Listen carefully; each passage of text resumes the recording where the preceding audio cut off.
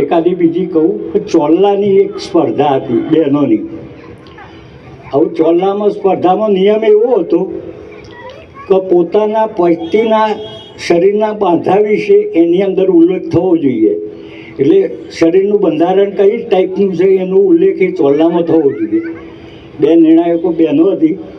આવ્યા એક પહેલાં જ બેન આવ્યા તો ચોલ્લો હતો એ આમ લાંબો હતો પણ આમ ટૂંકો હતો.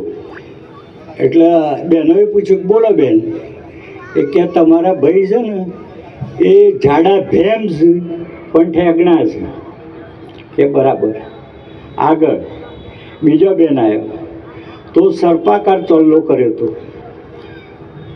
બોલો બેન, એ કે તમારા ભાઈને લપો થઈ ગયો એટલે આવો ચોલ્લો કર્યો છે. એ બરાબર. આગળ ત્રીજો બેન આવ્યો, કપાળમાં ચોલ્લો બિલકુલ ભૂસાઈ ગયેલો જોખો. તો બેન શું કહેવું છે કે તમારા ભાઈને ડૉક્ટરે કહ્યું છે કે ઘેર લઈ જઈ સેવા કરો, બીજું કોઈ કરવા જેવું નથી. એટલે પતી ગયું હતું.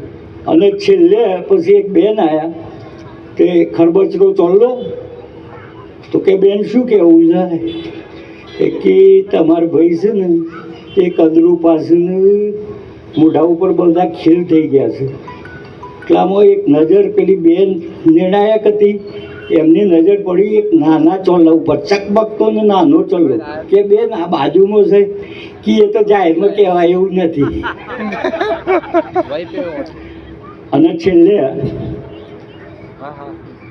55 વર્ષના કાકા પંચલાડુ, નવી પેઢીને ખબર નહીં હોય કે પંચલાડુ એટલે શું.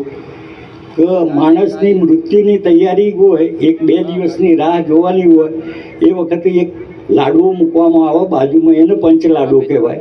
એટલે એમ કે 1-2 દિવસમાં દાદા ઉપડી જશે કે કોઈ પણ વ્યક્તિ ઉપડી જશે.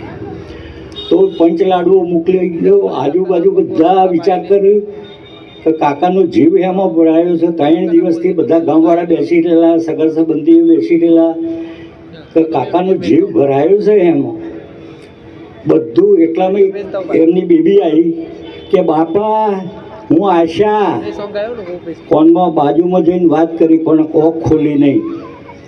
એમનો બાબુ આવ્યો, પહેલી ગમે તે હોય છોકરી પહેલાં આવે. બાબુ આવ્યો કે બાબા હું અશોક આવી ગયો છું. ના ખોલી આવે.